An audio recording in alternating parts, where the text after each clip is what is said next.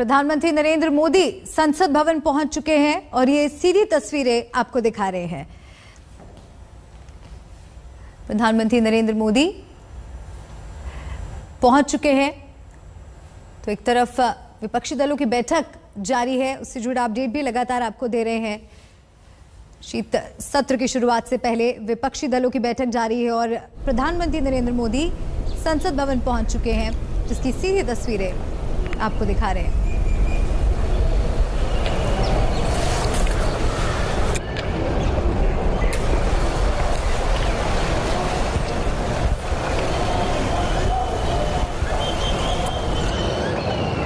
नमस्कार साथियों, संसद का ये सत्र अत्यंत महत्वपूर्ण है।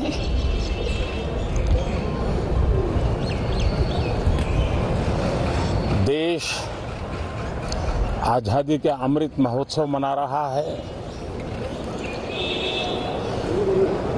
हिंदुस्तान में चारों दिशाओं में से इस आजादी के अमृत महोत्सव के निमित्त रचनात्मक, सकारात्मक,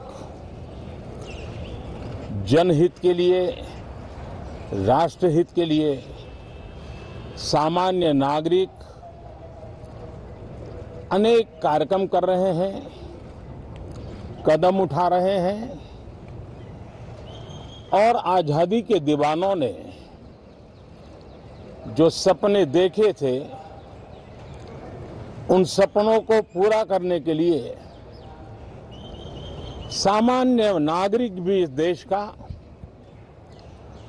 अपना कोई न कोई दायित्व निभाने का प्रयास कर रहा है। ये खबरें, ये अपने आप में भारत के उज्जवल भविष्य के लिए शुभ संकेत है। कल हमने देखा है, पिछले दिनों संविधान दिवस भी नए संकल्प के साथ संविधान के स्पिरिट को चरितार्थ करने के लिए हर किसी के दायित्व के संबंध में पूरे देश ने एक संकल्प किया है। इन सब के परिप्रेक्ष्य में हम चाहेंगे, देश भी चाहेगा, देश का हर सामान्य नागरिक चाहेगा कि भारत का संसद का ये सत्र और आगे आने वाले भी सत्र आजादी के दीवानों की जो भावनाएं थी, जो स्पिरिट था, आजादी के अमृत महोत्सव का जो स्पिरिट है, उस स्पिरिट के अनुकूल संसद भी देश हित में चर्चाएं करे, देश की प्रगति के लिए रास्ते खोजे, देश की प्रगति के लिए नए उपाय खोजे और इसके लिए ये सत्र बहुत ही विचारों की समृद्धि वाला, दूरगामी प्रभाव पैदा करने वाले सकारात्मक निर्णयों वाला बने। मैं आशा करता हूं कि भविष्य में संसद को कैसा चलाया, कितना अच्छा कंट्रीब्यूशन किया, उस तराजू पे तोला जाए, न कि किसने कितना जोर लगा करके संसद के सत्र को रोक दिया। ये मानदंड नहीं हो सकता है।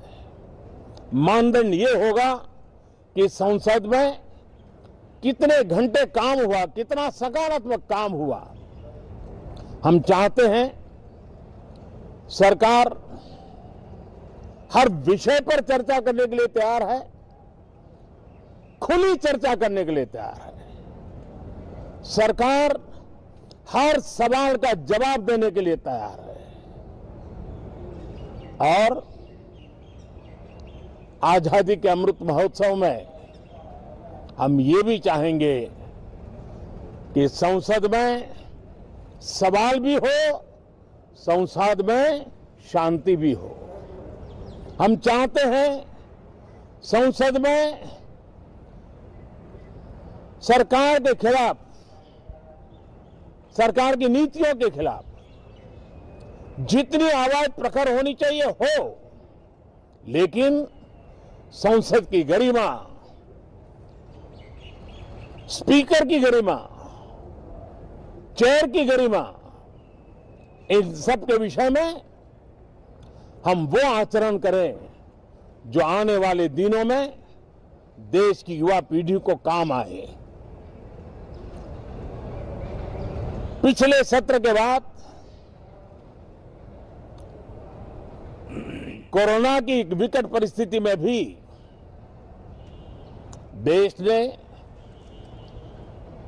100 करोड़ से अधिक डोजेज कोरोना वैक्सीन, और अब हम 150 करोड़ की तरफ तेजी से आगे बढ़ रहे हैं। नए वेरिएंट की खबरें भी हमें और सतर्क करती हैं और सजग करती हैं। मैं संसद के सभी साथियों को भी सतर्क रहने के लिए प्रार्थना करता हूं। आप सभी साथियों को भी सतर्क रहने के लिए प्रार्थना करता हूं, क्योंकि आप सबका उत्तम स्वास्थ्य, देशवासियों का उत्तम स्वास्थ्य ऐसी संकट की घड़ी में हमारी प्राथमिकता है। देश के 80 करोड़ से अधिक नागरिकों को इस कोरोना काल के संकट के में और अधिक तकलीफ न हो, इसलिए प्रधानमंत्री गरीब कल्याण योजना से अनाज मुफ्त में देने की योजना चल रही है। अब इसे मार्च 2022 तक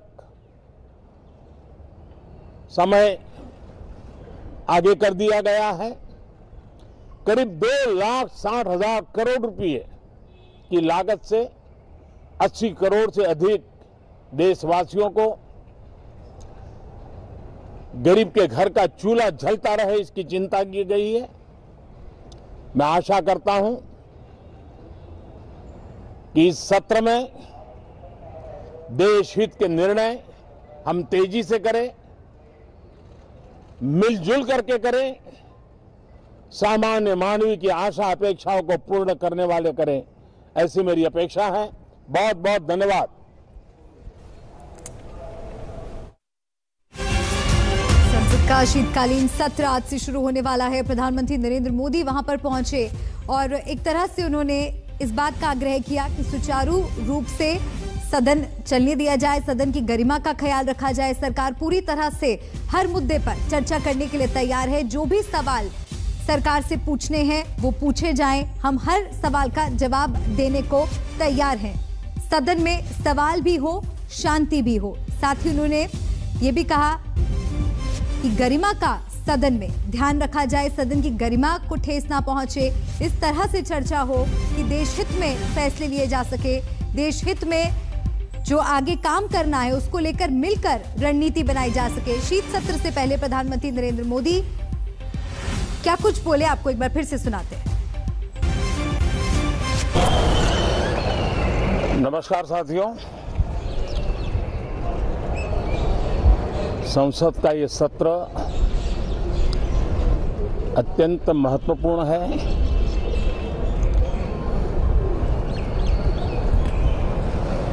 देश आजादी के अमृत महोत्सव मना रहा है। हिंदुस्तान में चारों दिशाओं में से इस आजादी के अमृत महोत्सव के निमित्त रचनात्मक, सकारात्मक, जनहित के लिए, राष्ट्रहित के लिए सामान्य नागरिक अनेक कार्यक्रम कर रहे हैं, कदम उठा रहे हैं और आजादी के दीवानों ने जो सपने देखे थे उन सपनों को पूरा करने के लिए सामान्य नागरिक भी इस देश का अपना कोई न कोई दायित्व निभाने का प्रयास कर रहा है। ये खबरें ये अपने आप में भारत के उज्जवल भविष्य के लिए शुभ संकेत है। कल हमने देखा है, पिछले दिनों संविधान दिवस भी नए संकल्प के साथ संविधान के स्पिरिट को चरितार्थ करने के लिए हर किसी के दायित्व के संबंध में पूरे देश ने एक संकल्प किया है। इन सब के परिप्रेक्ष्य में हम चाहेंगे, देश भी चाहेगा, देश का हर सामान्य नागरिक चाहेगा कि भारत का संसद का ये सत्र और आगे आने वाले भी सत्र आजादी के दीवानों की जो भावनाएं थी, जो स्पिरिट था, आजादी के अमृत महोत्सव का जो स्पिरिट है, उस स्पिरिट के अनुकूल संसद भी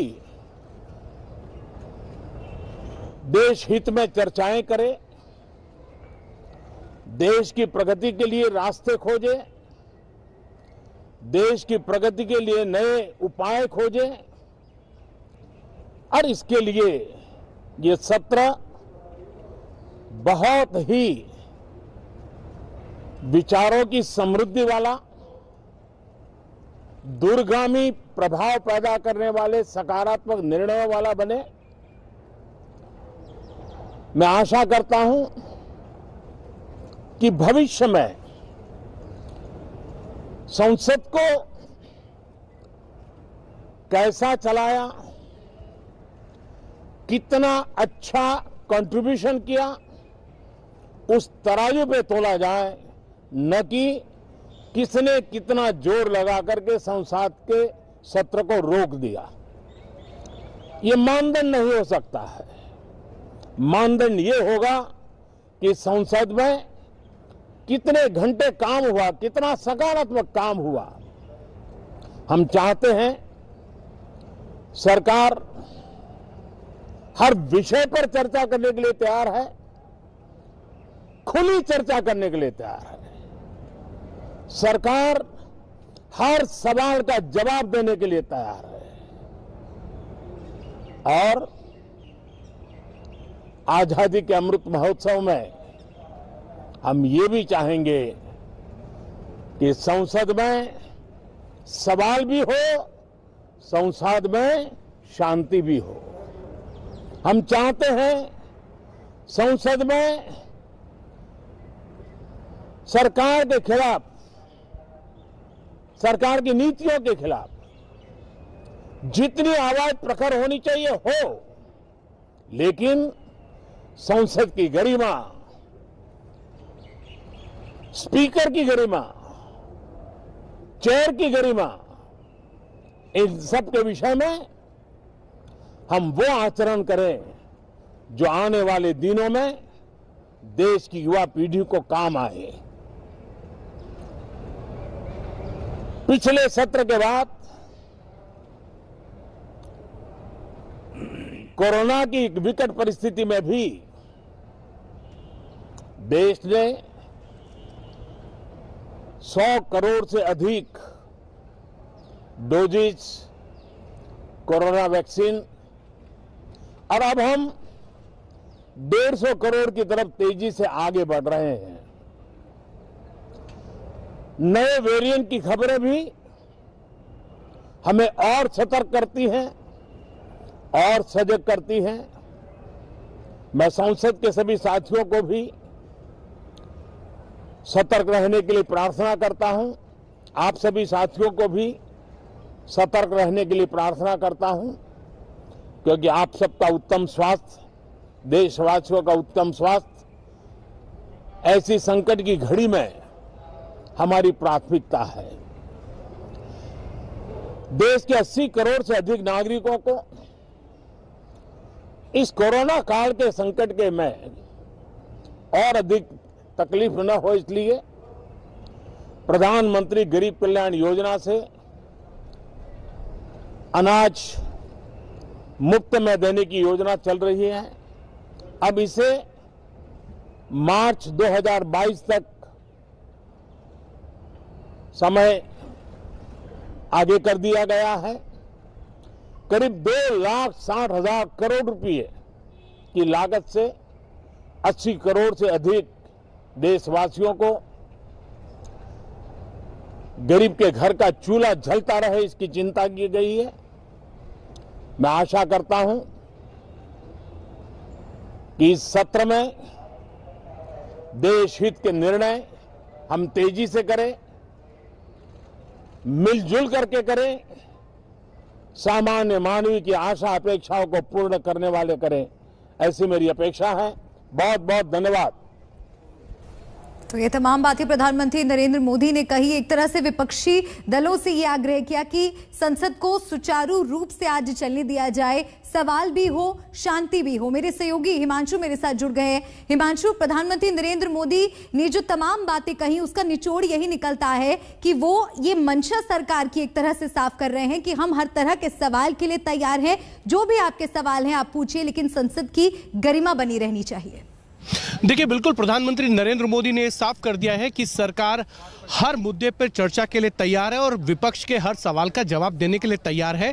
सदन को सदन की तरह चलाया जाए, उसमें हंगामा ना किया जाए और सदन की कामकाज की समीक्षा जो है वो उसके कामों से की जाए। ये समीक्षा नहीं होनी चाहिए कि कितने सांसदों ने जो है हंगामा करके सदन की कार्रवाई को रोका है। और उन्होंने ये भी कहा कि अगर सदन चलता है तो उसमें सदन के गरिमा को बनाए रखना होगा, चेयर की गरिमा हो, स्पीकर की गरिमा हो, इन सब चीज़ों का ध्यान जो है सभी सांसदों को रखना चाहिए, चाहे वो सत्ता पक्ष के हों चाहे विपक्ष के हों। लेकिन उन्होंने एक चीज़ साफ कर दी है कि सदन के अंदर कामकाज को लेकर किसी तरीके का गतिरोध नहीं होना चाहिए। जिस तरीके से आप देखिए कि सदन की कार्रवाई को रोका गया था, पूरा संसद का सत्र जो है वो हंगामे की भेंट चढ़ गया था, आप मानसून सत्र। तो इस बार वो इस नई सिचुएशन हो, इसको लेकर प्रधानमंत्री नरेंद्र मोदी ने सभी से अपील की है। उन्होंने कहा है आपके जो भी सवाल हैं उसके जवाब जो है वो सरकार की तरफ से दिए जाएंगे, लेकिन आप सदन को चलने दें।